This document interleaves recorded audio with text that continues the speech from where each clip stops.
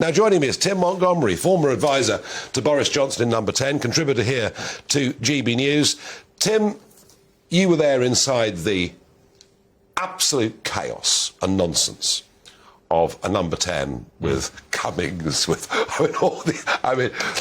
It was eventful, let's just say, Nigel. Well, there are always days you'd rather forget in a way. And look, I've got lots of scepticism about Liz Truss, but like the people emailing in, I think she deserves the benefit of the doubt. We all need her to succeed. We do. Families worried about energy bills, small businesses worried about going to the wall.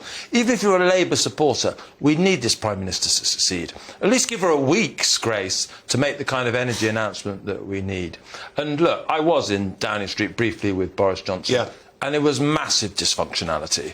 It was chaos that I don't think has still been understood. Didn't Partygate show that? I mean, in a way, his own staff and the way they behaved and the lack of discipline got him into trouble, and perhaps his lack of leadership allowed them to do that. And frankly, some of the people weren't nice.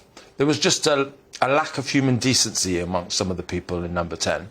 The thing I do know about the Liz Truss people... And let's just make the point to the viewers and listeners that we're telling you who's the Foreign Secretary, who's the Home Secretary. We're breaking that to you as this show and the next one go on. What Tim and I are talking about is the machinery of government, the people that are there working in the press office, working closely with the Prime Minister. And this new team of people, you know many of them well. I know many of them well, and they're good people. And they're close to Liz Truss, and there's almost a family sort of feel to it. You know, Nigel, when Margaret Thatcher was Prime Minister, she had a Downing Street a fraction of the size that Boris Johnson had.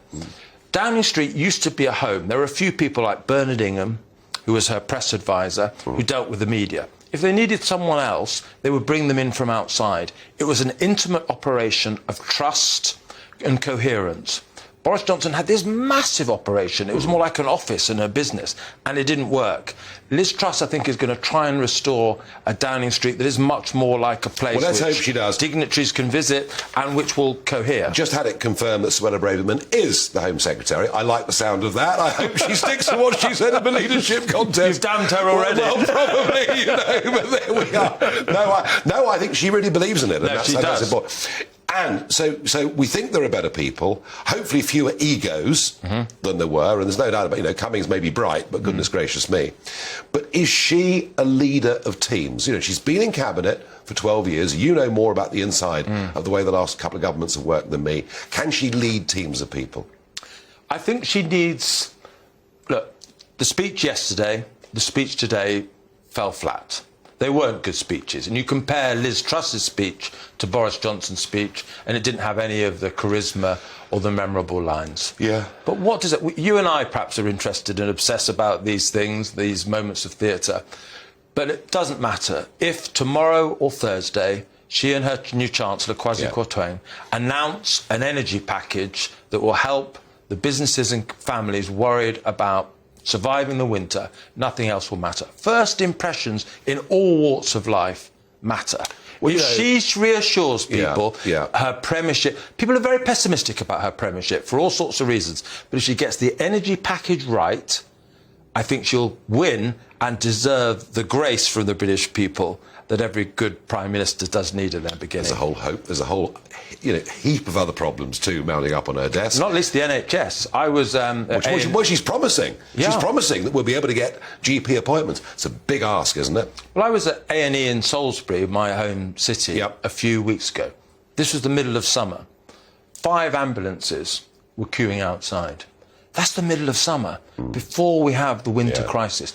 You know, even if she solves the energy crisis, the NHS could yet ruin her premiership. So I think it's or the Channel or many other things. Absolutely, but I think it's incredibly interesting that probably her closest friend in politics, Tiz Coffey, is not only Health Secretary but Deputy Prime Minister. And I think that perhaps suggests that Liz Truss gets the importance of the NHS. Because even if she gets through one thing, there'll be another thing immediately afterwards. She's won the leadership of the Conservative Party, but would you want to win the inbox that she's just inherited? It's a tough old job. Tim, thanks for the insight into Number 10, and maybe Tim Montgomerie there giving us some hope that Number 10 will not be as chaotic as it was during the reign of Boris Johnson.